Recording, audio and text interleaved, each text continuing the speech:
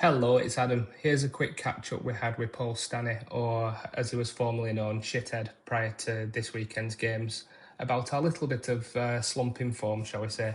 We'll get stuck into the Greenmount game and this week's episode a little later on.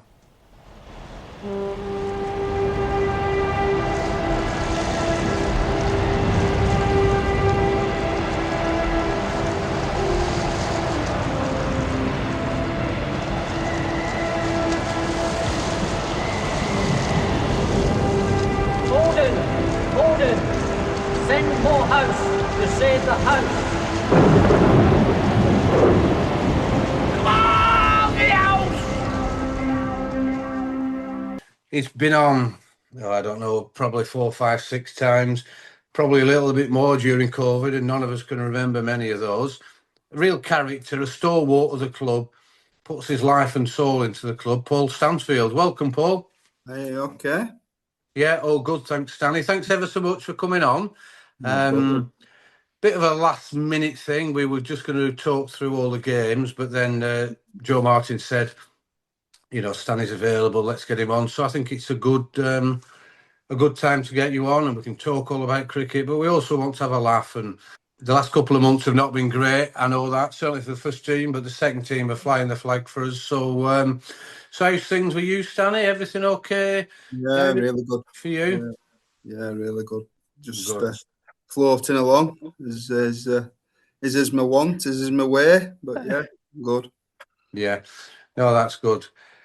Now, I've got loads of stuff written down. I think it's worth mentioning now because I keep messing it up. This is our 180th episode.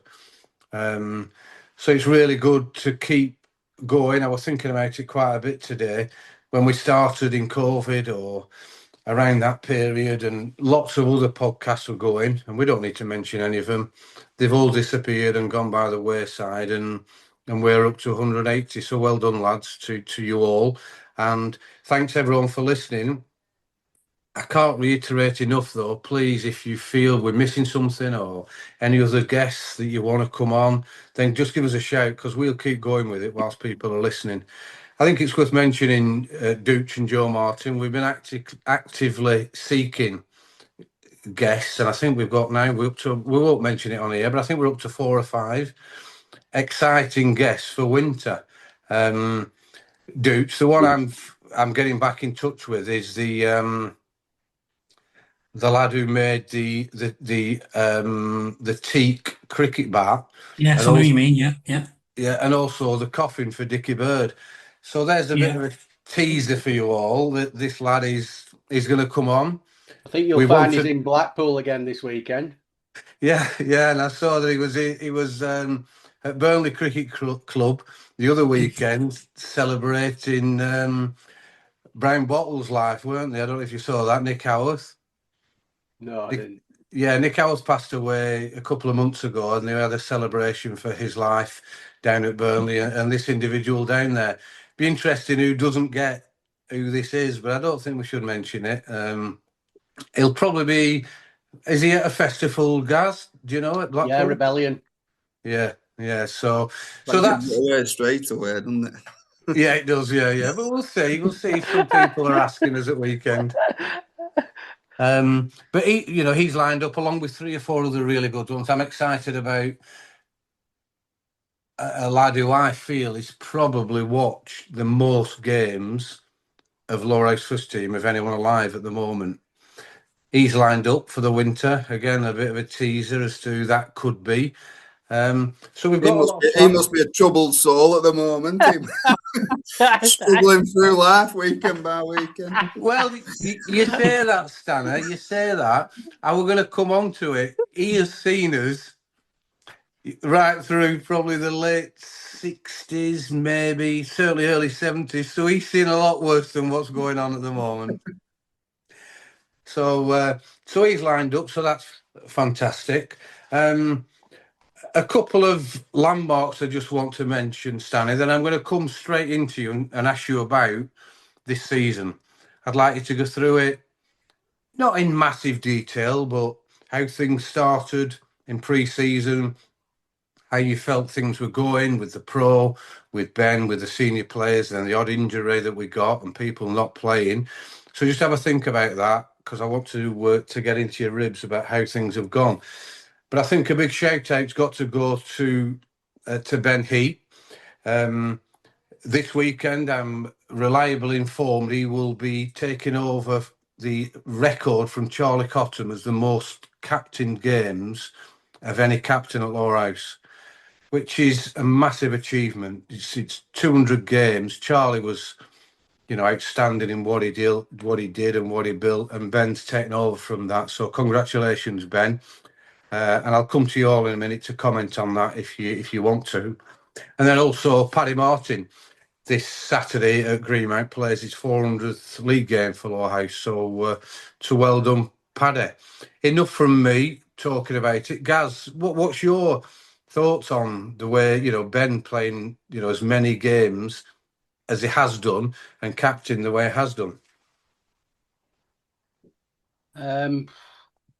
Hard to imagine it, really, from when we sort of kept it for like 2 or 3 seasons until somebody else were willing to do it almost. Yeah. But no, all joking aside, unbelievable achievement, and I don't know where that ranks. There's probably a few clubs who've got people who've done it for a similar time, but maybe not recently, but sort of back in the days. I'm not saying it's a common thing. I mean, just at our club, it's been amazing, but it's been part of everything, all that stability, really, hasn't it, with the club, around the club, off the field as well as on the field. You have players who come and go. Of course, your professional changes fairly frequently. But I think having a captain who the players, genuinely seem happy to play with, who are happy to follow him as a leader.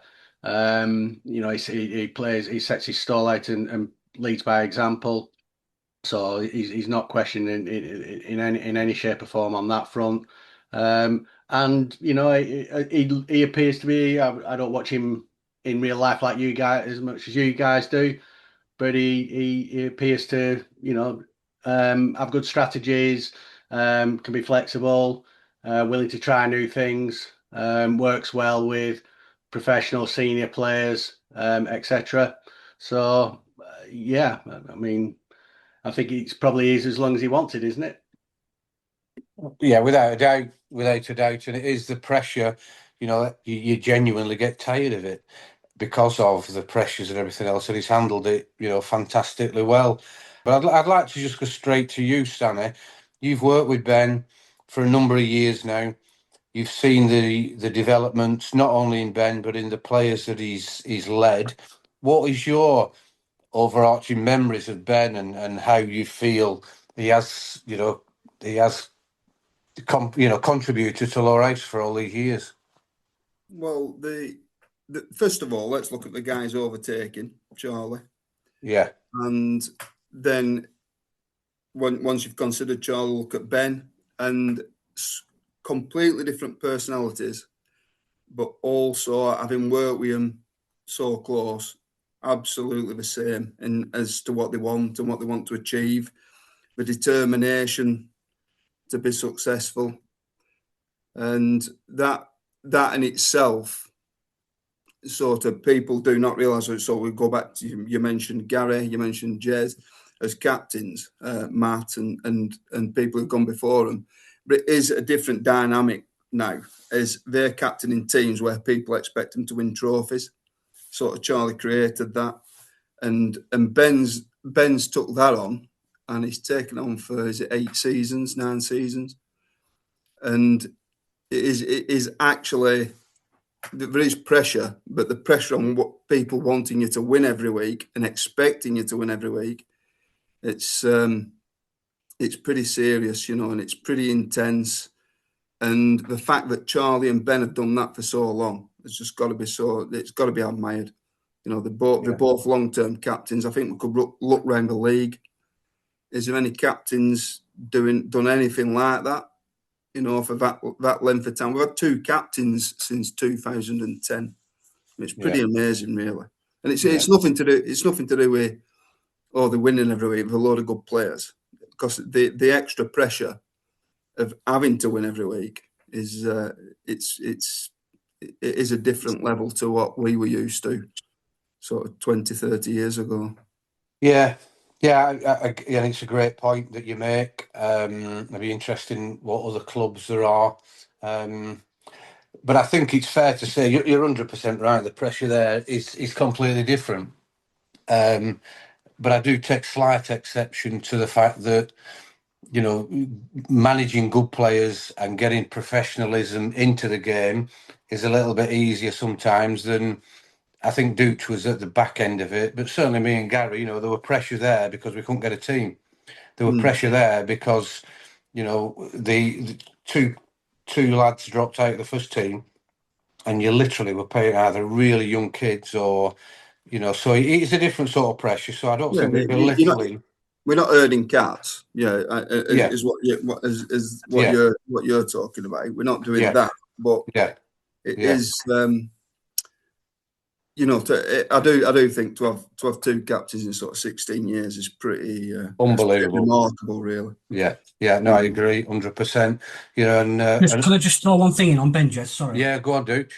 The other thing is as well about Ben, which I think sets him apart, even from Charlie, is his own personal contributions in that time. His own personal contributions with the bat in that time. I mean, if you look at his numbers since he came back from Padiham, it's ridiculous. The consistency of runs he scored every year whilst doing all the stuff that you've talked about as captain. That is a real sort of mind-blowing point for me.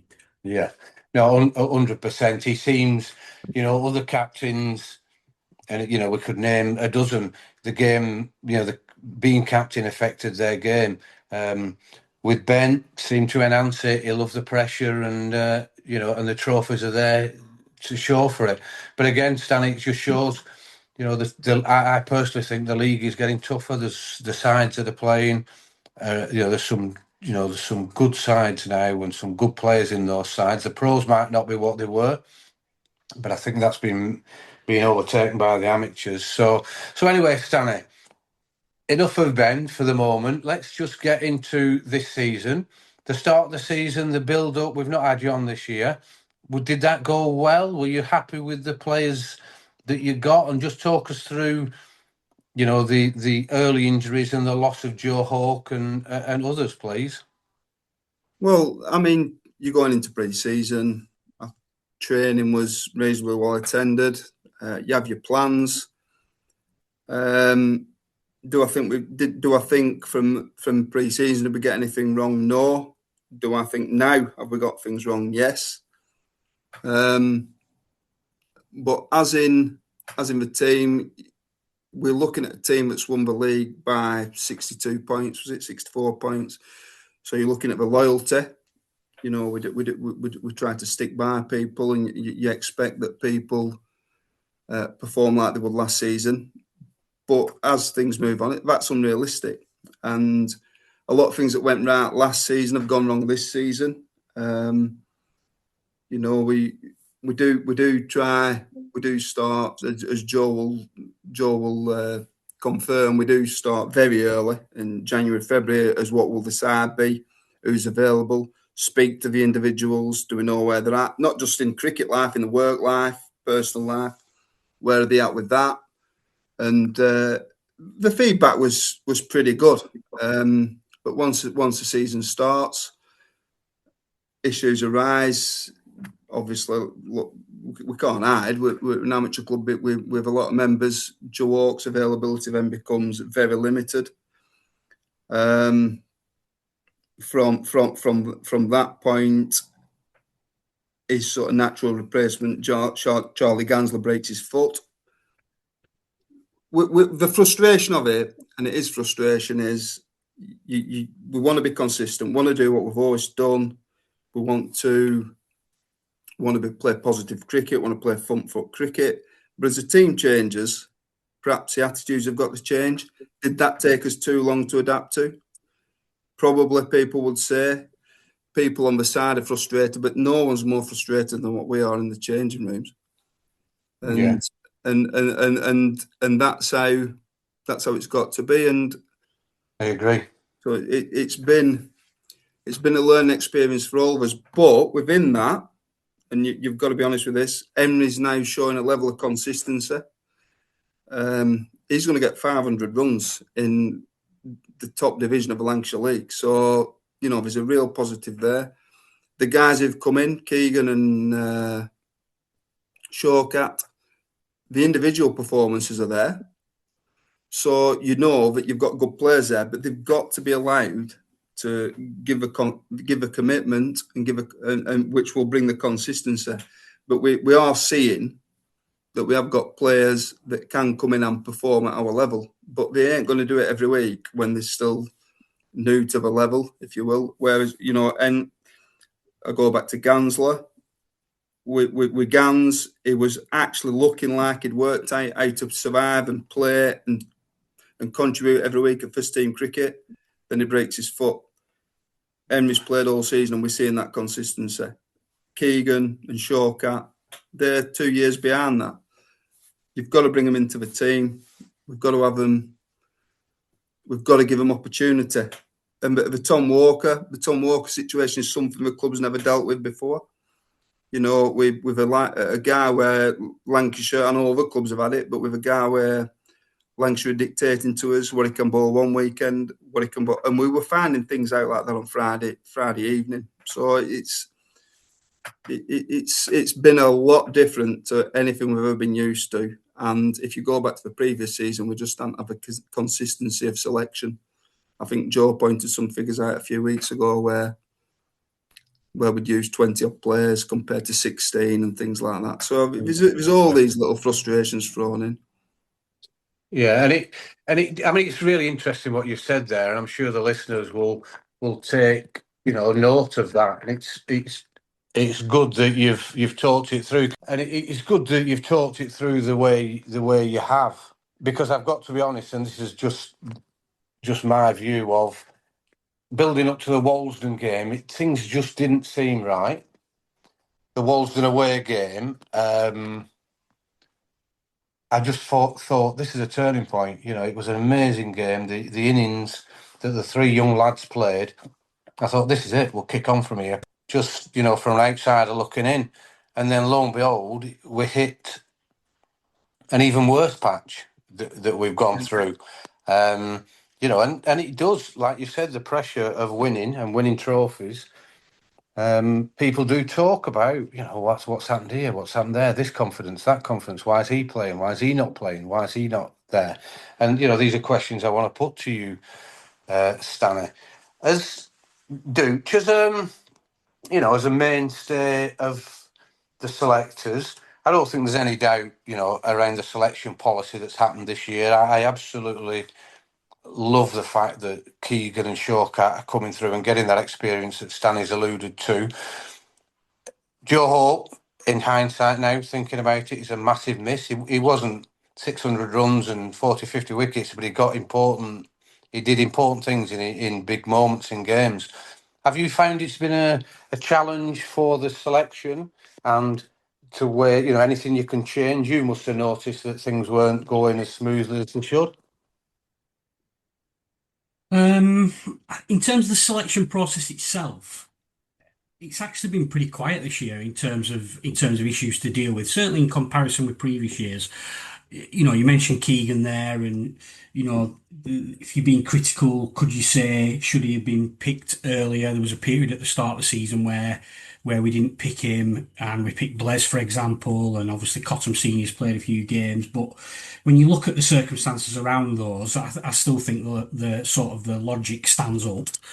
On Hope, I mean, it's clear now. We're here, 2/3 of the way through the season. It's clear now how crucial and how big of a player he is to our team, and I perhaps didn't fully realise that earlier. For a captain to know that he will give you that consistency in a spell, and Ben would use him in all the key bits. You're right; he probably hasn't had the wickets in previous years that he would perhaps want, but knowing that he will be able to bowl those really, really crucial spells, and the others will be able to fit in around him, and he's Mr. Dependable. I think that is probably the biggest, well, not the biggest, but certainly a big factor in the difference in our performances this year. It's massive, Joe. I mean, he were bowling 8 and 9 overs every week, 1 for 30, 2 for 25, with Selby at the other end. So the pressure was always on from the end he was bowling from, and they had to go after Selby. They had to go after Toxer. They had to go after Paddy. And it's a massive difference. And look, we were concerned it were an hole that needed filling. As it was becoming more and more apparent that it wouldn't be available, and it basically became pretty apparent from May wasn't going to play at all. Back to your point, Jez, and you're right, after Walsden, there's been so many false dawns. There's been so many false dawns, and with the false dawns, that comes into the tactics of how we play. The concern for me now is we possibly didn't pick up on it early enough, and I've spoke to Joe about this. Ben and Selby for hours on end. We probably, once you depend on what you've been good at, and obviously batting first. I know people have massive. It's a massive sort of discussion point at what we do at the toss and things like that. I do feel that people come in and look at a scoreboard and then ask who won the toss. But in general, look, we do like to bat first. But if we'd have probably appreciated that things weren't as they should have been a slight bit earlier, we'd have played the percentages better. So, for example, Norden in the semi-final, we'd have possibly played the percentages better. But we played that game on the back of taking Norden for 280 the week before. So we've got to believe that we've got the edge on that Norden attack, and we will put something on that board that we won't get. In reality, if you go further back, we probably haven't been playing with that consistency, so we probably should have played the percentages and bowled first. So there's just little frustrations like that where what we should do, and a self-belief of sort of, there's been a bit of a crossover and it hasn't quite worked for us. And that's sort of an honest assessment of what's happened in some of the big games. Yeah, I mean, look, we won the toss at Burnley, we fielded, and we go for 180 in 28 overs. There's just loads of little things where, but we have got things wrong. We're not going to sit here. I won't sit here and deny it. But we've got them wrong for the right reasons. It's a sort of a self-belief of how we've gone about things, where people have been cheering us off the pitch and we've been lifting trophies up. You know, we've sort of tried to stick to that method. Possibly we haven't got it quite right, but yeah. And that is good to, it's a good honest assessment, Stanley. And again, you can't. Hindsight's a wonderful thing, but I think it is refreshing because people watch different levels of spectators, players, ex-players, current players, second team players, and we all watch and everyone has their own view, and hindsight's a fantastic thing. And we could all do things differently, but it doesn't mean that there won't be the same outcome, whether it's defeats or not. Joe Martin, on your side, as we all know that you just get on with your game. You're a massive, massive team player.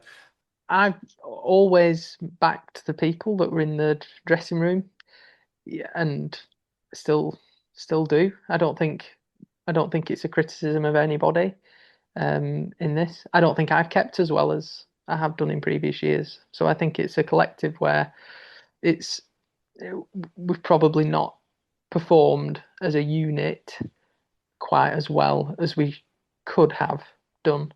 And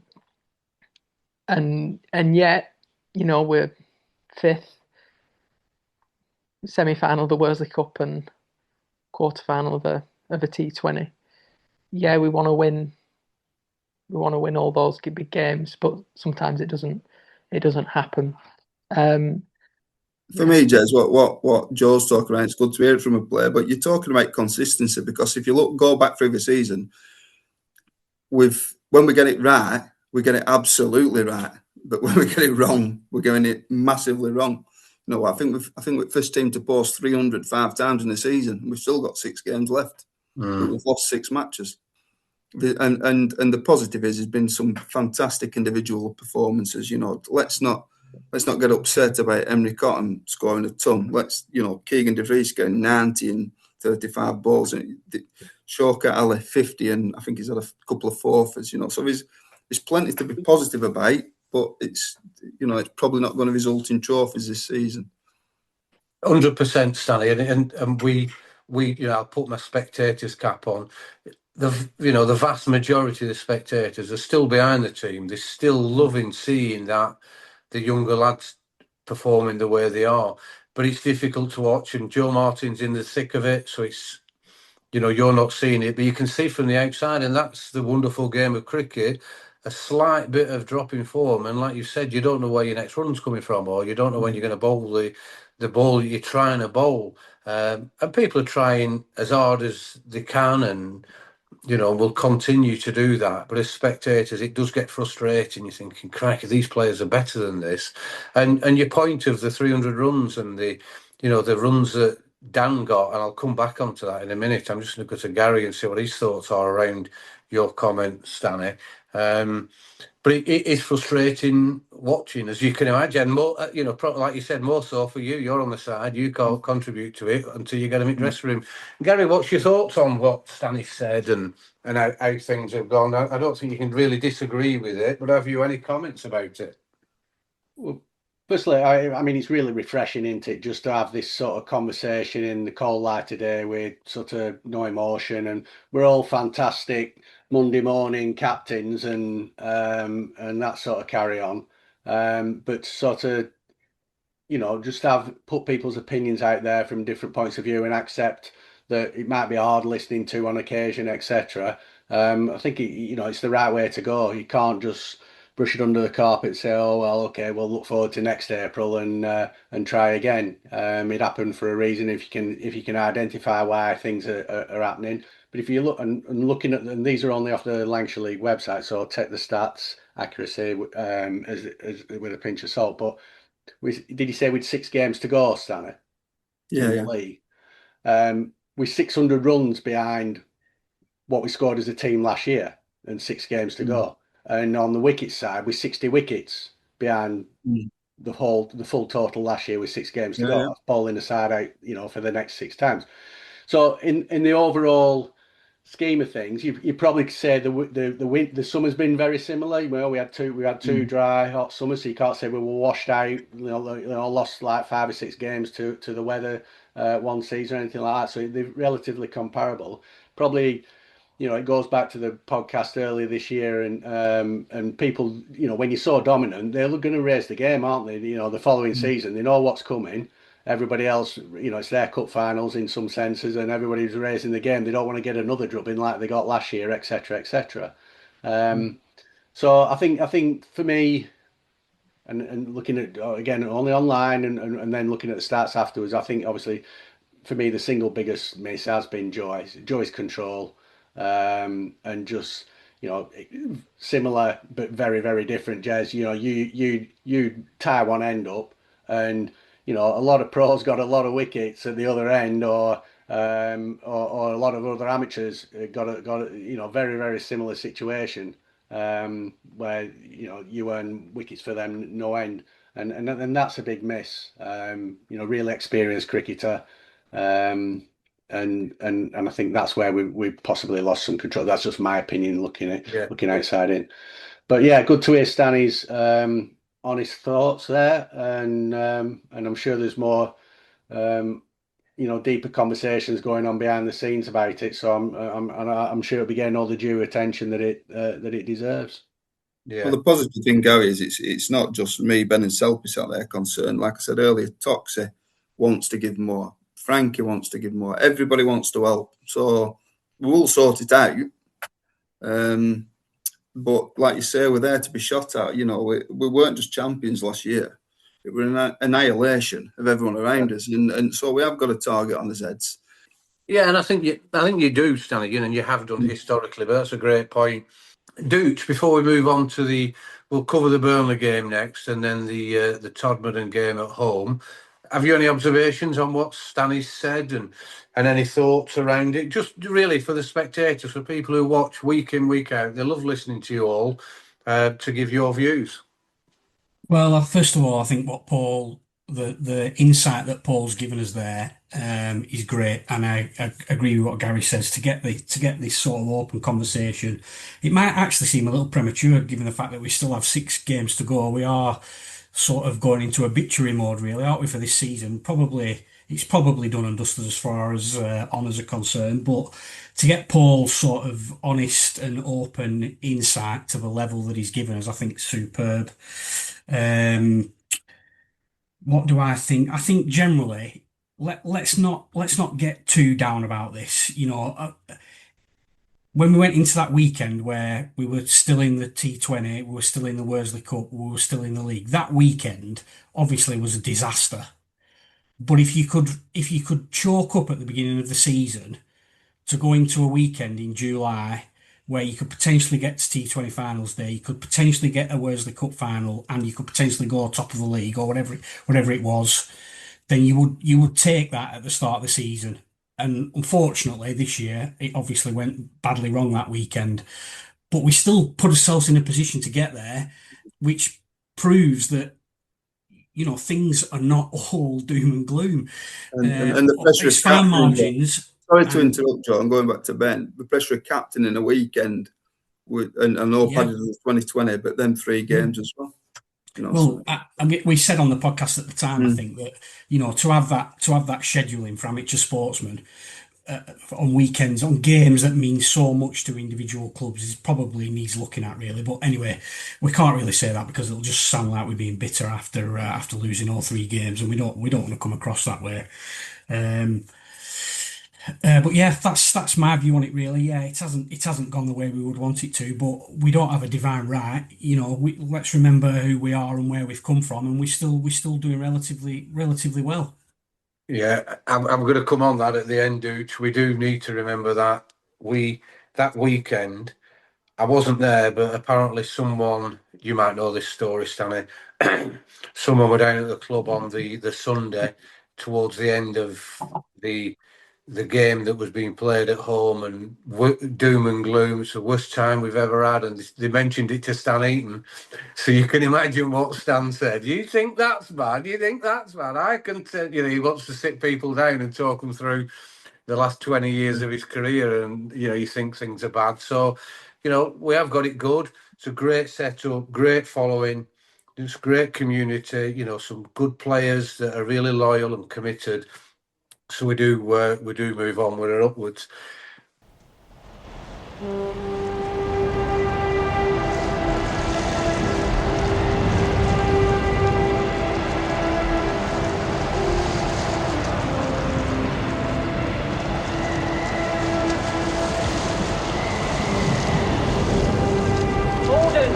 Gordon, send Morehouse to save the house.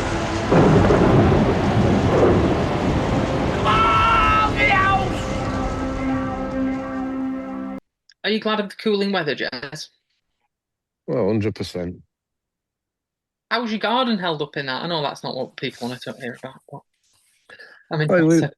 we Greenhouse, we water a lot, and Lisa waters the garden as best she can, but did you, from memory, did you not create like an automatic watering system in that greenhouse? Yeah. Yeah, I thought you did. Yeah, I can remember that. The solar panel. This is not a euphemism, Jez, but how long's your hose pipe? As long as it needs to be, Gaz. Can it reach Devon? We've got a band down here. I know, I believe so. 36 today, we're mental. I know, I believe it's gone crazy down the bottom, hasn't it? Bottom of the country. You're officially in drought, aren't you, Gaz? We are. I think we're only like there's a different phrase for us up here.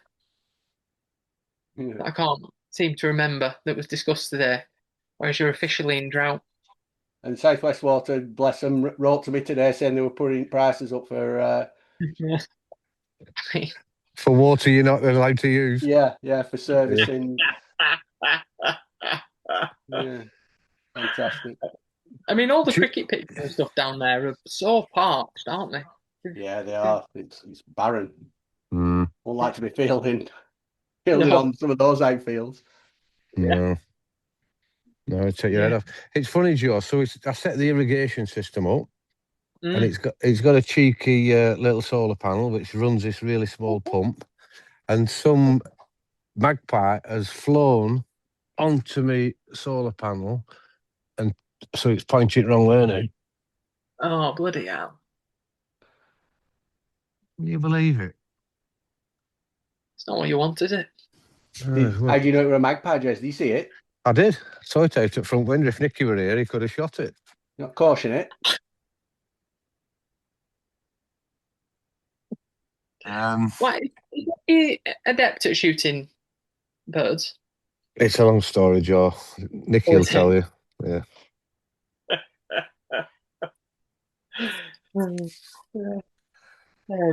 Not sure what Gansler's doing. I'm just too young for juvenile court, weren't he? Even in them days. Yeah, he still denies it, but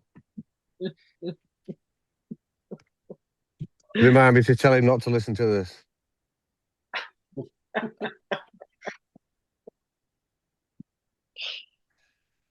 I watched a bit of the game. We might as well do some prelim discussions, Joe. I watched a bit of the game on probably about 2 or 3 hours on Saturday. I mean, it's rock hard, isn't it? It's rock hard. All right, the pitches are prepared very well, and I'm sure they're getting the water in the knee. But the outfield, again, it's whichever part of the UK you're in. And I suppose more so for club cricket, you can't get water on the outfield at all, and it just flies out on Saturday. It was, it's like either. Were you at Greenmount or were you at Lowerhouse? No, I came to Greenmount for about 3 or 4 hours. We had a good walk around, me and Nicky. I didn't see. You know? No. Yeah. Yeah, we left. Had a walk. No, you were fielding, so you would have struggled. Oh, all right. Sorry. Right. Yeah, okay. We came for the start. Nicky were up, and we wanted to go and watch the football at Radcliffe. Yeah. So we went to Greenmount for 12 to 2:30. Watched the football, and then we made the decision, which was probably a bit of a daft one, just to go for a pint. There's a real ale trackside in Bury. We thought we'd go for a pint there, and miss the end of a really good game. But it was, we might as well talk about it now. I just, I didn't think we got enough. The way that the track played, how quick it was. Whenever we're looking on play cricket, you would think 250 could be chased down, certainly with Air Pro, and then it was amazing how they started. I don't know, about 25 and over, weren't they, going? Yeah, I don't really think I've seen anything like it. Yeah. I know that's, it's hyperbole, isn't it? But to start that well, one started a game, Jez, against Nelson. 3 hits had been introduced and stuff, by then. Yeah. Holstead was bowling. No ball, first ball of the game. No ball, 4. They got hit. 3 hit, 6. Yeah. So they were 12 for none off one ball. Yeah, I was thinking that it was 12 for none off no balls, but yeah, the legitimate ball. Yeah, I think one counts, doesn't it, or something? Yeah. But it clearly the wicket, the pitch at Greenmount. I don't know if you want to start, Jez. I think that's what we have, yeah. Oh, the actual podcast. All right, sorry. Yeah, I think so. Yeah. I'll just crack on. Yeah. So the pitch at Greenmount's I've only played there twice, and it's both times it's been really good, and we've probably not scored the runs that we should have. First time we were rolled up for maybe 120, and they knocked them off with it. And then obviously this game we got 200, but anything towards 300 was probably more like. Yeah. So that. The only thing is that it was turning a lot, and there was a lot of bounce when it was relatively slow, and but yeah, we had sort of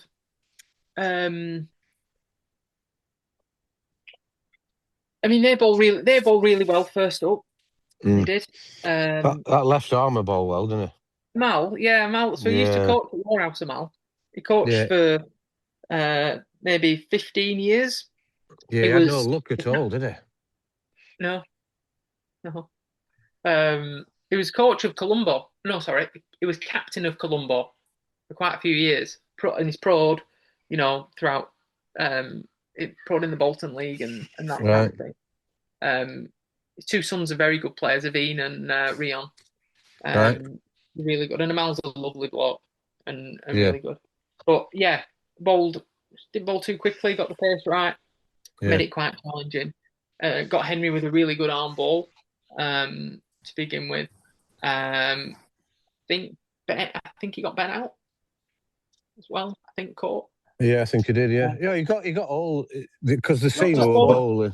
Yeah, he got top four, didn't he? Yeah, that's the seam were working hard and getting it through, and and Colombo were getting the wickets. As I said, there's a lot of bounce. The seamer that was bowling Callum gets a lot of bounce. He's a good bowler. He's very skillful. So yeah, and obviously you think, Christ, right? Well, bloody hell. Here we go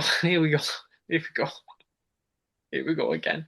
Dan batted pretty well to begin with, but again was out caught at mid wicket. But Shawkat and Keegs played really well. I thought so. Yeah, I was thinking another Wolsden, Joe. I was thinking this is a better track than Wolsden. Probably not as good a attack as Wolsden. And I said to Nicky, look, I said, if these two start, we might have to be late for football because this will be entertaining the way these two bat together. But then it just all of a sudden fizzled out with them. Yeah, definitely. Could be. It could have been. I mean, Shawkat hit a massive six. Yeah. Over the clubhouse that sort of came out of nowhere. Yeah. You didn't really see. But they batted pretty well. Keegs had just started to get going, and then he hit a full toss back to back to their pro to be out for. Yeah, quite surprising, weren't it? He was one of them that. Yeah. You think he's settled, and all of a sudden, what's going on there? Yeah, sort of came out of nowhere. Toxie came in and battered really well. I chipped in with a few at the end as well. So, we got from where we were to get to 200 and odd. We thought it's probably a little bit below par, but if we could get the pro early, then we'd be well in. And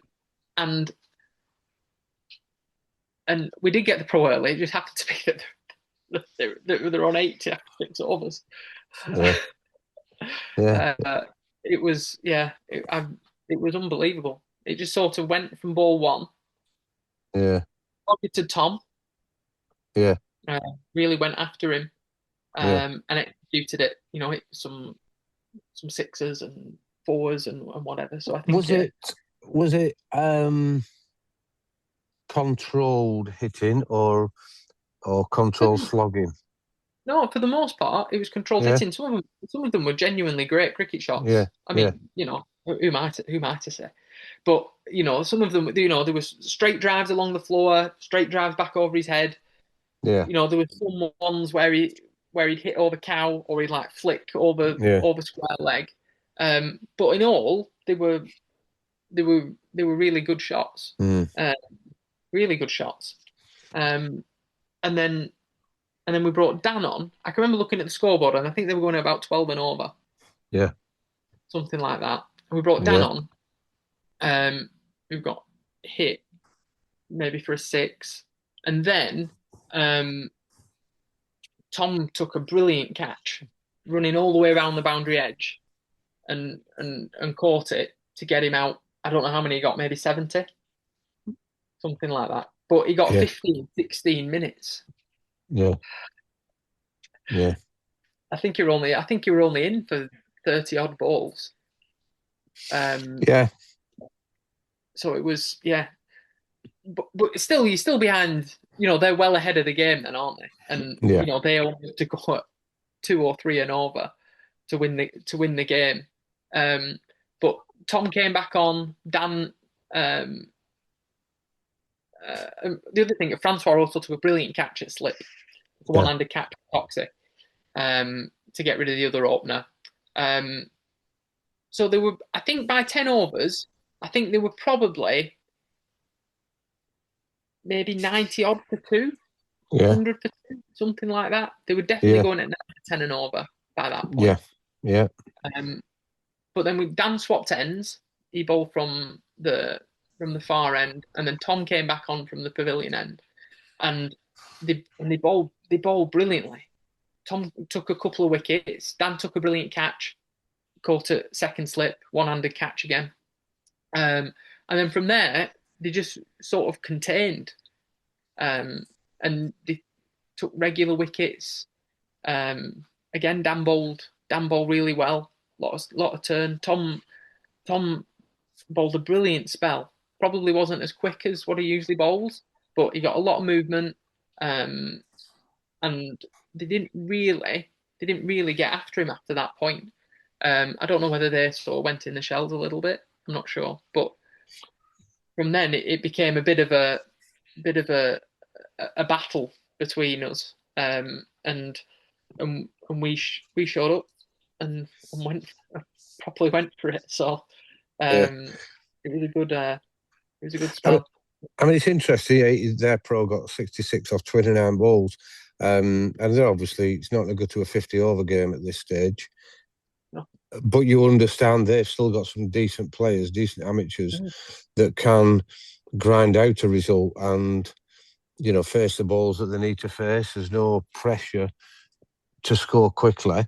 But then once you get into that survival mode, we all know that could be dangerous as well. You've got to have a happy medium. And in the end, winning by 3 runs. And they still had 11 overs to go. You won't see many scorecards like that. Yeah, I mean, I think it got to a stage where they probably needed maybe 15 with 3 wickets left. I think maybe something like that.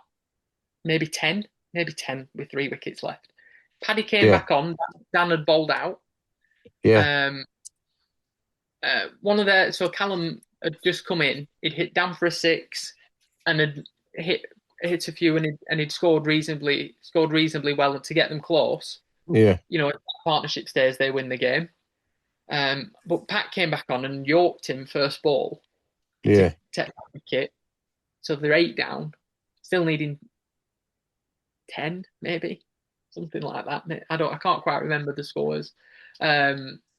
They needed 11. Yeah, needed 11. Yeah. So and again they went very defensive. So it was almost like the guy at the other end who was on 30 odd or 40 he needed to get the runs on his own, and that's how they were going to play.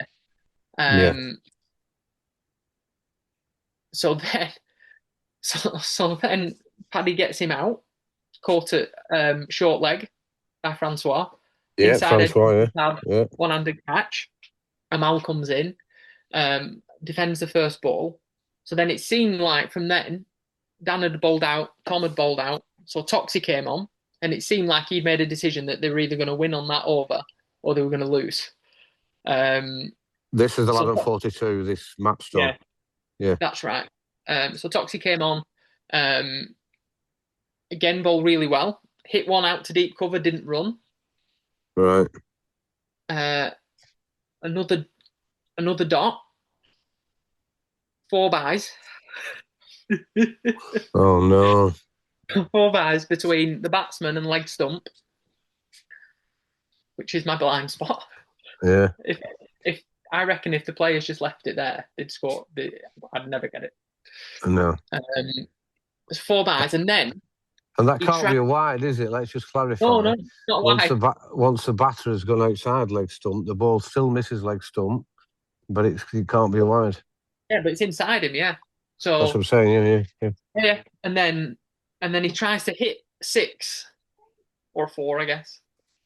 Top edge, Shawkat on the boundary edge, races in, then has to race back, and then he catches it over his head on the boundary edge, like falling back, and Yeah. we win by 3. Brilliant. That catch, I didn't see any of it because I couldn't watch it. I only knew Yeah. that it happened on Ben's Yeah. Ben's celebrate. Ben's Yeah. celebrate. Yeah. No, So yeah, it was a great win, especially from where they were at the start.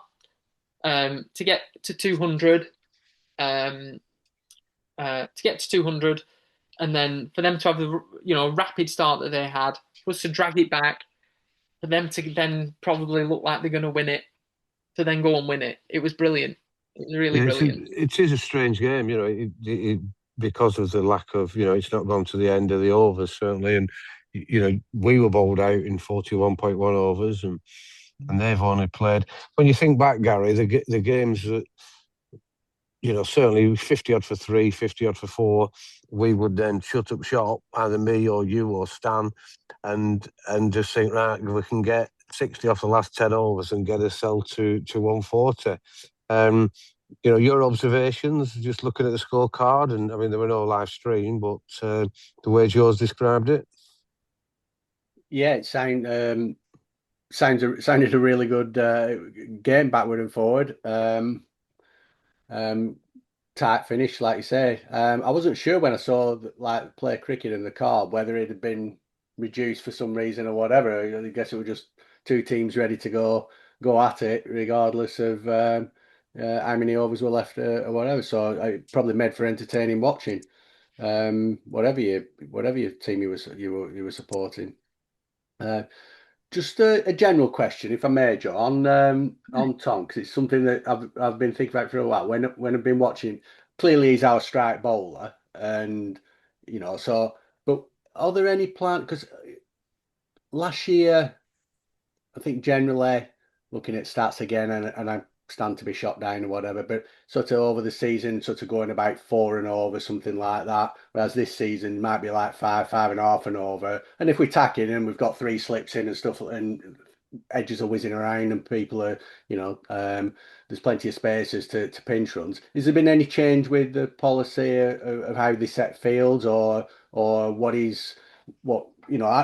appreciate the comments last week Stanley was saying about it is different if we're only going to bowl in 4 or 5 overs, then it's not like we're bringing him back for another 4 or 5 at the end. So go flat out and attack it, in the short space you can bowl. But has it been the tracks, or is it just people maybe are a bit more used to him now, or am I reading or am I reading nothing into it? No. I think it's really hard to explain. I think actually, because I did notice that probably some of the run rates were a little bit higher than last year. We're not doing anything different in terms of the fields. Yeah. And you highlighted last week we probably had a very similar summer, very fast outfields and so on. So no, I don't think so. I don't think there's any difference. Yeah. I think it's a really sort of reasonable observation, though. I don't know whether that's true across the board, though, Gaz, as well. I don't know whether everybody's up a little bit more. Yeah, and I, like I say, hands up. It was just a general observation. And when I just looked, I thought, oh, maybe that's it. If your strike rate is something like 12 or something, you're not doing too bad. It don't really matter if you're leaking a few runs. And obviously opening the batting, power play, things like of course you're likely to be a bit more expensive. And as we touched on previously, people possibly think they need to get a score now and they need to get off to good starts because that's what we've been doing to them for 18 months. So no criticism or anything. I was just something whether I thought there maybe been a subtle change in the attacking ploy or the field settings or the lenses bowling or something like that. No, I mean, I also don't know enough about bowling to be able to say whether this he's changed his action or whether he's trying something different. I think he's trying to bowl to get wickets, as he always has done.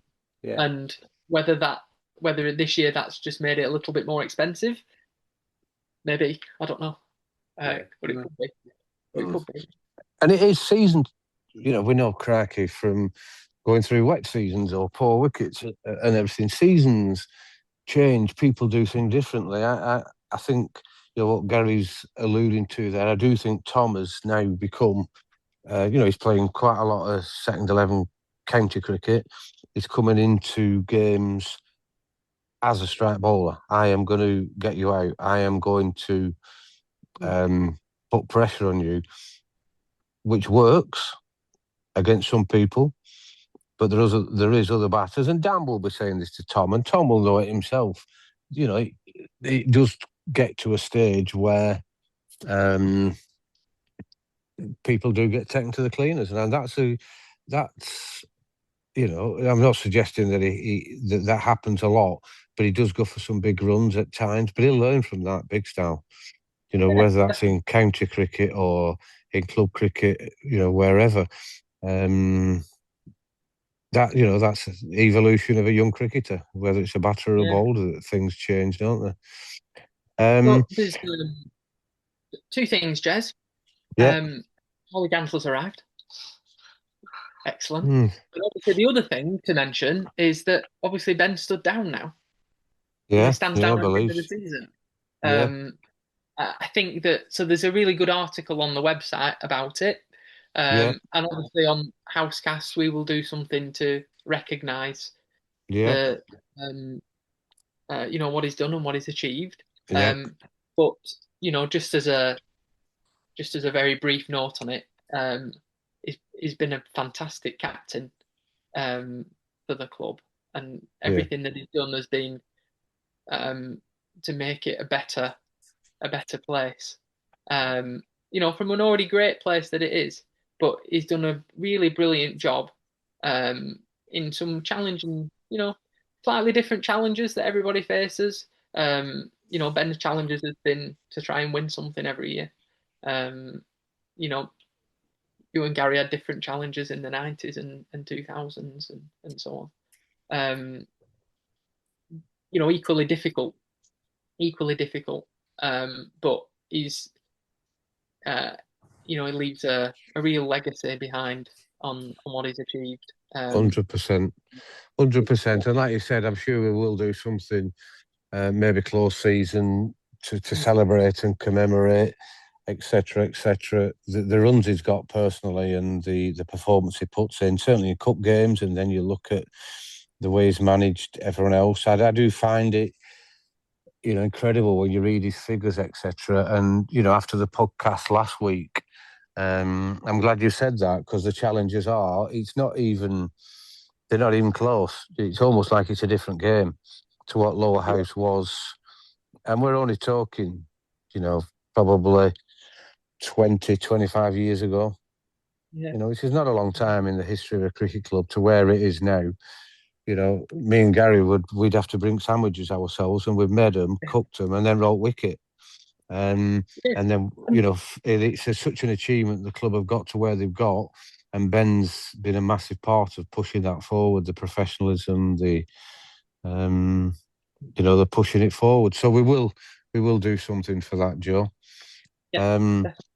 Go back to your first point. I'm just wondering, Mr. Gansler, 26 minutes late. Any explanations? I've been here since quarter past, I reckon. What, so 15 minutes late? Yeah, my bad. I wanted to... Charlie, I'm tricking you in as much as I really appreciate you coming on. It's good to get certainly second teamers on who are obviously quality players, and you've had a good performance at the weekend. And we're going to go through that. We're going to go through the second team. What's it like for an established first teamer like yourself? What's it like to go in there? And do you feel that you are one of the grown-ups and that you're someone who has to push it on? But before we go there, please, we were out on Friday together and we had a little chat. But I think for the listeners, just tell us about your injury. What happened? It seemed a real freak.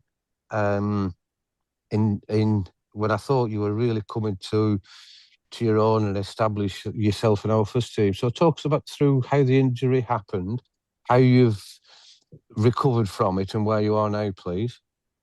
Well, I was just bowling at Clitheroe and then landed on it. It just went, my foot, my fifth metatarsal just blew up. So I'm broke, but on the back end of the recovery now. So started bowling again.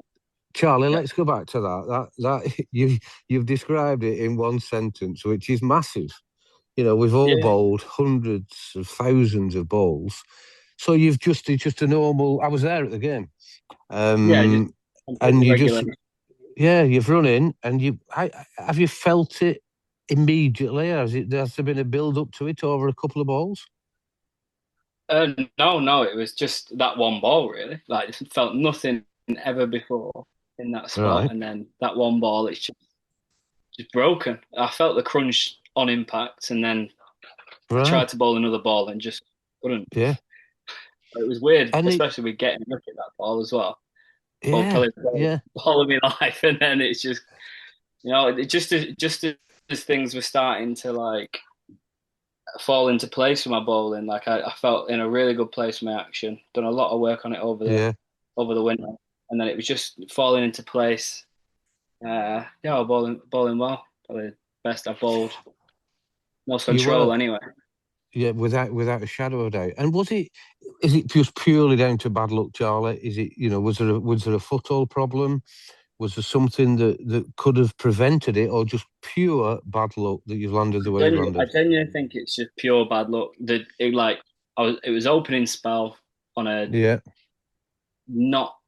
think it was a pretty fresh wicket early in the season. Probably first time it's been used. So it was. Yeah. So it was a weird one. It might be from adjusting from going on, like from bowling indoor where it's a little bit softer at uni, and then building the workload up really quickly on hard outdoor wickets. Yeah. At uni, bowling 10 overs a week plus a few more, and then coming back and bowling overs. So maybe it's a workload thing. Yeah. Building up bowling outdoors too quickly, but felt like a completely freak. Yeah, accident. and I bet when you think, you look at your performances in the World Cup final, and then you look at your development of coming, you're getting established, you're a regular first teamer. You must have, obviously, you would be gutted, obviously, and you realised what had happened. How did you manage that? I'm just thinking, your own mental awareness and other people to learn from, how you manage that injury. Because you kept watching most games. I saw you at most games. You had your big blue pot on. Is that what kept you going through it?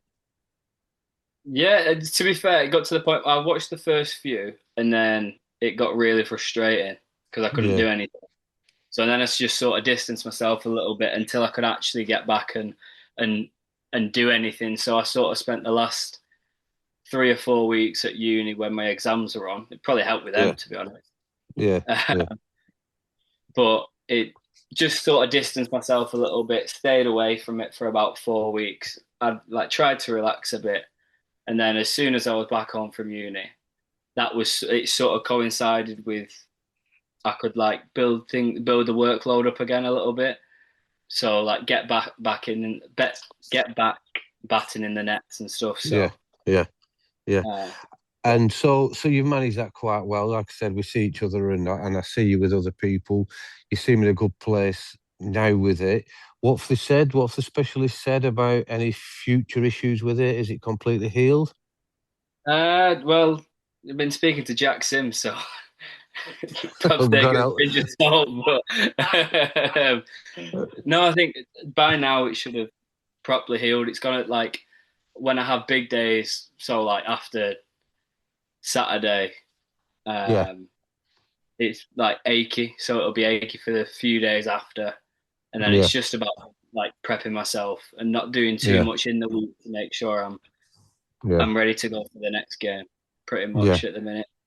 So. That's great, and that's only positive for us as a club for the rest of the season, and then going into next year when hopefully you'll be firing all cylinders.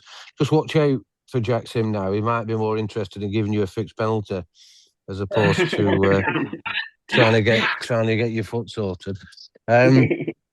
So Charlie, you come back. Did you come back early? Because I noticed you're not doing much bowling in your first game or two, and you're just easing yourself into it. Just explain to the listeners how that works. Your regime, how you work it out coming back. I think the plan was from the start, sort of get me back into a team as early as possible, but not overdo it too much. So sort of stagger it a little bit. So come back, have a couple of weeks where I'm just batting, getting used to being stuck. Because the biggest thing for me was getting used to being in the field again. Being on your feet for 3 hours. Yeah. So sort of stagger it like that. So come back, get used to batting again, get used to being stood out in the field, and then that's when, say, first week I was able to bowl 4 overs, and then sort of build it from there. So sort of just progress it slowly. Yeah. And I get, again, I'm not blowing smoke up your arse or talking.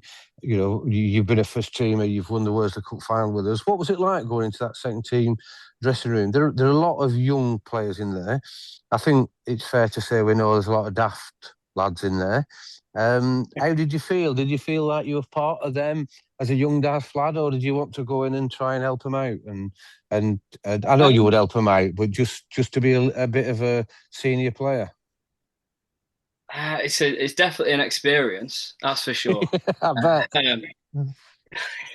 There's a lot of characters, definitely, but I found it a good mixture of everything, really, because it was it felt like they were there to help me, as in with the recovery and stuff, and get back to firing how I want to be. But also, I quite enjoy being in the group and helping them, as sort of, I've got experience in playing cricket at a higher level, so it's good to help lads out and try and help them figure out things to do with their game. But also, I am a young lad still as well, so just have a bit of fun with them also. So yeah, it's good all around, really. I've genuinely really enjoyed my time with them.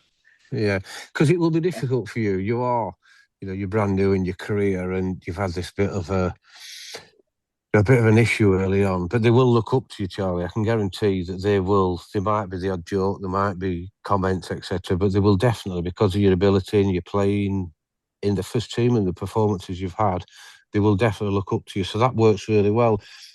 Exactly the same, albeit the opposite end of careers with Blaise.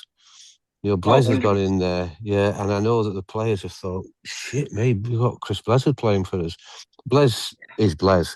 He will just, roll along with it. He will give what he can give and produce the runs he does. But it was interesting with yourself, how you would react to it. So it's really good that you've got into it and you're enjoying the cricket there. Gaz, have you anything, just to go before we go through the games with Charlie? Anything you want to just mention to him? I think the question would be: is it your first sort of majorish injury like that's disrupted your plans for a season? I don't know if you play other sport, or whatever, where you might have, broken a finger or an arm or something. You can't play golf or whatever it might be. Are you having to deal with it mentally as much as physically? Because it's the first time you've had sort of some serious downtime. Well, I keep myself quite active, around everything, to be honest. I do a lot of running, so it's been that's probably my main outlet of freeing my mind, if you would. So it's been hard missing that, but also it's been a good rest overall. Just let my whole body recover from just battering it all the time, really. So yeah, it's been quite a good rest. And it sounds like the sort of reintroduction's been done pretty sensibly as well. Again, it sounded like broken record, like back in our day. As soon as somebody was upright again, we'd have been picking them up, putting the pads on them and throwing them back out into the middle, and just get on with it. So, but no, it's the right thing to do at a young age, because you'll get years longer out of it at the other end. than if you screw it up now, coming back too early and doing too much. So sounds like everyone's got your best interests in mind there. Well done. Keep going. 100%. But, Simo's actually been a massive help, like with exercise and stuff, and like stagger it, yeah, like information of how to stagger it back into coming back. yeah. No, it's no, that's good that we've got someone in, in the club ranks that can do that for us now. So, Charlie, I don't want to go through the games you've played, or because we've done that enough, but I'd like to just discuss last Saturday's game, Greenmount at home, second 11. I think it's safe to say just under half of second team had a day out the day before, and had some entertainment at the Lancs game in the one dayer. You've come into this game, Greenmount a decent side. There's a bit of history there with them. We've won the toss. Are you up for it? Were the pitch good? Were you keen to get out there and to get some runs? The right thing to do back? Yeah, a lovely day for it. To be fair, I think it's always like with a team that we've got, it's always a good idea, I think, for us to bat first and just bat teams out and not really worry much about the wicket. They're always quite good down, so it's like not a case of really having to worry about the wicket. It's just a case of like batting teams out the game. I think that's all I'm really like worry about. Well, and then we've got the bowling at the back end to be able to defend pretty much anything. So. Yeah, and that's you can looking from the scorecard. My brother watched it and he's told me quite a bit about it. We've won the toss. Decks opened with Joe Masson. We've 45, put on 45. Then we're 72 for 2. And you've come in. Just talk me through, you're coming out to bat as a senior player. How old are you now, Charlie? 21. So you're a real top senior player. You've played tons and tons of first-team games. You've had loads of wickets and runs. And you're coming out to bat with Joe Masson, a young lad who's played 14 cricket, literally 12 months ago, 2 years ago, gets through the third team and he's now playing in the second team. And I think it's fair to say he's opening the batting because of an injury to our other young opening batter. So what were your thoughts? You're coming out with 72. I don't think there was that many overs gone. Did you have a game plan? Did you speak to Joe? How was he? Was he nervous? To be honest, he seemed quite all right. Just had a little bit of a chat. I went in there, sort of told him because he was like knocking it around, like nudging it around quite nicely, odd boundary in there, working the field around. So I was like, just keep going how you're going because you're doing everything absolutely spot on. They had 10 men, which helped us out massive. Yeah, of course, yeah. So it just opened so many pockets. So I was just like, if we can just take this as long as we can, we can get a serious score on the board here. Yeah. And it's interesting because, one of my friends who might have been on the same trip as us the day before was umpiring. And he actually mentioned that when you came into bat, Joe seemed to grow up or grow into the innings and expand himself. You're making him run. We don't need to hit things big. And you've got 120 partnership between you both in not a lot of time. These, and I'm not I'm not. It's not a case of this is all about Charlie Gansler, but Joe will remember that for a long time. What you've done there for him. He's got his first 112 in the second team. He's not been long in the second team, so all credit to you for doing what you've done. At that stage, were you thinking, look, we've just got to get as many as we can and we'll blow them out of the water? Or were you trying to structure the innings and, could you have carried on and got yourself a ton? Well, I could see that they were weak because when I first come in, they were still bowling the openers. And then they just carried on to bowl them all the way through. So that's sort of a sign of we need to try and pick up as many wickets as we can early doors because we won't be able to get anything at the back end. And as you can see from the scorecard, no matter what the run rate was, they only bowled the 4 bowlers. So I think it was just a foot on the throat and just do as much as you can to them, really. Yeah, yeah. Yeah, and I think the beauty of that, Charlie, is as well, and you'll know you've only been in that side for a matter of weeks. You've still batters that can come in and maybe won't get the runs that you've got, or that Joe Sharp will get, or Joe Masson, but they still contribute. Charlie Bithell, 22 off 18, very valuable at the end, and we end up with 275. Again, we don't need to labour the point. You've bowled them all out for 99. Congrats. You've 7 overs, 24 for 3. Did it feel good? Was there anything aching after you've played a decent innings? You've been out there quite a bit. Everything okay? I was all right. My foot was aching a little bit, but there was where the lad had opened the bowling for them. He just created a massive crater exactly where my landing zone was. Right. So it took me a couple of balls to get used to it. So I just had to go wider to try and avoid it, and it actually created probably the perfect angle for me to push into the right hander and take it, and that's how I got my wickets. So it probably helped me quite a lot. I'll have a word with Stan, Charlie. Don't worry. Make sure those footholds and stuff are a bit harder next time round. I mean, it's not like he's busy, is it, or anything? He's got plenty of time on his hands. I thought you were going to say then, Gary. And Charlie, I know this is boring and we're silly old farts, but it used to be a stage where bowlers would bowl and they would dig the footholes out, as in a sod of soil, and replace it with another sod of soil. So at odd times you would bowl and the whole sod would move out. So I think Stan's doing okay. But you're right, Gary, you need to keep him on his toes. And then just finally about that game, Charlie, the young lad Joshua Nelson getting those last wickets at the end. What was that about? Was that a pleasure to watch? It's nice to see a fellow Valley lad. Lowerhouse, to be honest. He's a good lad, nice and witty.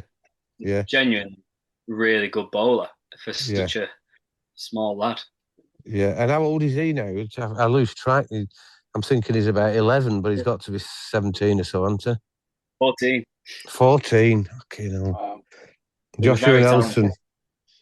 Brilliant. Yeah, fantastic. 3.3 overs, 4 runs for 2 wickets. So, a great victory, Charlie. I don't want to put you on the spot because who knows that anything could happen with, I think, 5 games left between the first and second team. And I, as I've said, I'm not going to put you on the spot of who you would rather play for. There might be some emergencies and you have to get back in the first team. But this second 11 table looks really interesting. I don't know if you're aware, Gary, I'm sure you will have with the way you are with doing your research, but it looks like there's only us and Norden in with a real shout of winning the Junior Division 1. Norden are top with 156 points. We're second with 151. But we play Norden last game of the season. Is that something that's been discussed, Charlie? Yeah, I think it's just a case of carry on doing what we're doing and take it to the end and have a very fun last day because it could go either way sort of thing. Yeah. Yeah, it's interesting. Gary, I mean, that is tight, isn't it? That is, I mean, I know we could lose 2, they could lose 2, and it could all be over. But that would be a fantastic last game of the season. Yeah, wouldn't it? I mean, amazing. And just great all round. The sense of how that team has come into this division this year with no giddy expectations, but a steely determination to build on the back of the confidence of getting promotion the previous year. Some guys are still in that team who remembered the season before that, where it was awful and they got relegated, and they've used that as motivation, I think, to come back stronger this time with a more steely determination. So to be in the knock-ins at any point throughout the season, and I had a chat with Dex Stanley. I said last time I were up, and I said, I've been going to ring you or message you every single week, and I'm thinking, I'll put the mockers on it. they'll go on like a 5-game losing streak or something if I spurred. So I kept my mouth shut. But and it's just been great week after week, and an odd defeat, and then they come back again. They haven't got their heads down. They come back again, the week after, and string some more victories together. So I mean, it's brilliant. Like I say, the best part 30 points ahead of Haslingden. And you look at some of those teams like Ramsbottom, Clitheroe, Todmorden, who are doing well in the senior in the first division, and traditionally have very strong second 11 sides. A lot of first team. They're not necessarily bringing young'uns through. They've got a lot of ex-first teamers in there and stuff like that. So all credit to them and everybody involved in that side. Keep it going. It's brilliant to watch. Yeah, I think a massive help is Blaise. To be honest, in that side, he really just brings that experience and just settles the team down, especially with from the batting point of view. It just helps people structure, helps the whole team structure a whole innings, as opposed to being really talented players and not really knowing how to piece it together. Yeah. Yeah. And that's a proper transition through your cricketing life, isn't it? When Blaise wants to play first team. Let's not make any bones about it. He wants to get in the first team, wants to play, and he did that last year, and he has done the odd game this year. But he's willing now to go in the seconds and develop these younger players. And it's easy for us to say because we've got these talented players coming through the fourth and the thirds into the seconds. But it is, you look around at other clubs around the league, whether it's in the first division or second division, there is a lot of clubs that haven't got that, and they've got players from years gone by that are just either making numbers up, they're bowling lots of overs, and it does make you wonder where the senior cricket's going to come from some of the others. Charlie, really appreciate you coming on. We were trying to get Joe Masson on with you so you could talk through that knock, but unfortunately he couldn't get on, but I'm sure we'll get him on again after that maiden ton. So thanks very much for joining us. Keep yourself fit, keep going, don't push it, and make sure you listen to Jack Sim, which is always a worrying thing, listening to Simmer. But thanks ever so much for coming on, Charlie. Thank you. Thank you for having me. It's been a pleasure. Good lad. Good lad. See you later, Charlie. Thanks for sorting that, Joe. Joe Martin's now back with us. He looks like a ghost on there. Thanks for sorting that out, Joe. It's good to catch up with the second teamers and to get some spotlight on them. Charlie Gansler's a great lad. Yeah, because you could easily. Yeah. I know he's come back from injury, but you could easily kind of. You could knock it on the head this year, couldn't you? And go, well, I'm not going to play because I'm not going to be in the first. But he's doing everything right. He's done all his rehab properly, and then when he's gone into the second team, he's doing a proper job. So, really good. He's a really great asset to the club, and just a sort of genuinely nice. It's like saying it. I mean, if he finishes this season just getting back to full strength, and then he's got the winter to come back and work on everything again and get back up to strength, it's like a new signing next year. Yeah, exactly. That side. Yeah, I guess that's the frustrating thing, Gaz. Actually, is that Paul mentioned it last week. He was benefiting from the consistency of being in the team and starting to bowl more overs and bat more. He was benefiting from that. So it would have been really great to see what that would have looked like throughout the season if it hadn't been failed. So without a doubt, and it's it's easy for us to say because we have got these youngsters coming through, and it is a good setup that's there. But I also, what you're saying there, Gary, I do believe in a little bit. People call it fate in cricket world. We call it mother cricket, where the way he's going about things is rehabilitation, listening to people. He's not being rushed through. He will benefit from that later, and what he's giving to the younger kids in the second team, he will get it back in other ways within mother cricket. that's how she works. That's how she works. And he's only been at the club a couple of years as well, hasn't he? So again, that could play on his mind. I'm not saying it does. He seems very level-headed, lad. But somebody could quite easily think, oh shit, that's all gone wrong, and I'm going to be out for ages and not get myself back in the reckoning again. So which is clearly not the case. He's a talented lad. I'm sure he'll be pushing first team positions again really soon. Yeah, I'm sure he will, and get the winter done. Moving on from other cricket, the Worsley Cup final were played at the weekend. What an amazing scoreline game, however you want to work it. Have you studied it, Gary, from the score cards and the reports on social media? Well, there were a lot I didn't get right when I were a captain. But I think I can honestly say nobody can pin a toss like that on me at any point in time. I mean, that lad unfortunately is going to get some jip forever, isn't he? For that call. Yeah. So for the benefit of those who've not looked at it, it was, as we've alluded to, pitch was rock hard at Norden, just like every pitch. A really good track, quick, small ground. And I know one of the committee men down there, one of the organisers of it, and he said they felt that it was their only chance of getting a result out of it was bowling first, because Rami is so good. Rami, Gary, the batting, I would suggest, is probably the best lineup in the league,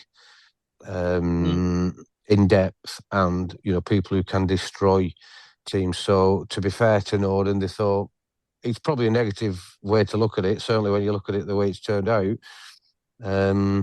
If we bowl first and try and keep them to 750 or try and keep them to 250, then we can set our stall out. But crikey, it didn't work. I was over there watching it with Tony, and 400 looked quite comfortable. He was the opening batter, amazing knock, but got a little bit tired, and then their pro came in. I don't really know him, Joe Martin. He's a character, I believe, Shiggy's. But he just lapped up the atmosphere and the ease of which he scored runs. Yeah, he's a good player. They're a very good team. Yeah, they are. They are a good team. I mean, they did Burnley similarly. Well, reverse how they chased down and sort of 180 for just 2 down last year, didn't they? So they've already got cup final, big match mentality. Like I say, the batting seems to be pretty good. Yeah. And it was Norden, their opening bowlers did what they needed to do, but they never looked early on. The first 2 or 3 overs looked, nibbled out a little bit. But it was ironic. One of their opening bowlers for Norden had to come off after 9.5 overs. And then the strange thing is, red hot day, wind got up, and it looked like when Norden were 40 odd for 4 or 5, needing another 330, it started drizzling. And the rules are now that if they hadn't have finished, there's no run rate or will come back, they would have had to replay it. Would they? Yeah, it's quite. And we're thinking, what? I want 100th Worsley Cup final, and that's how it finishes. But thankfully for all, I think, and I think Norden would agree to a certain degree that the rain moved away, and and they ended up winning by 300. But there are a lot on Jesuit, well organised, a good day. Fantastically organised, really good marquees around. Have you been to Norden, Gary? We played there in one of the Intertoto Cups? Yeah, it's a while. I can't say I remember it. I know. No.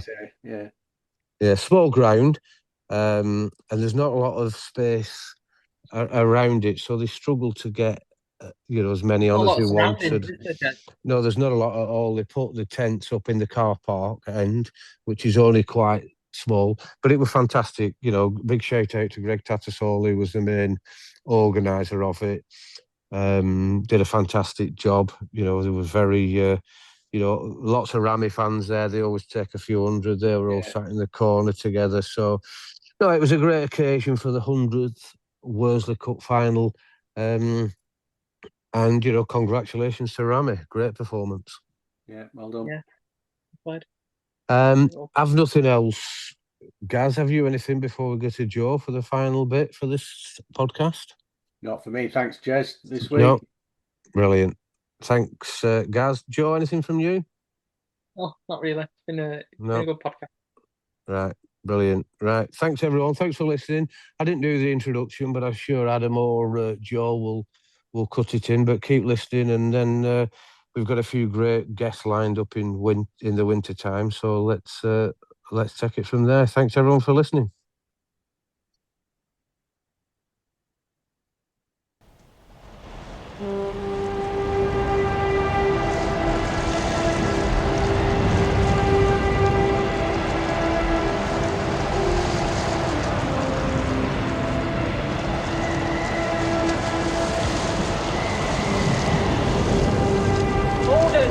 Gordon, send Morehouse to save the house.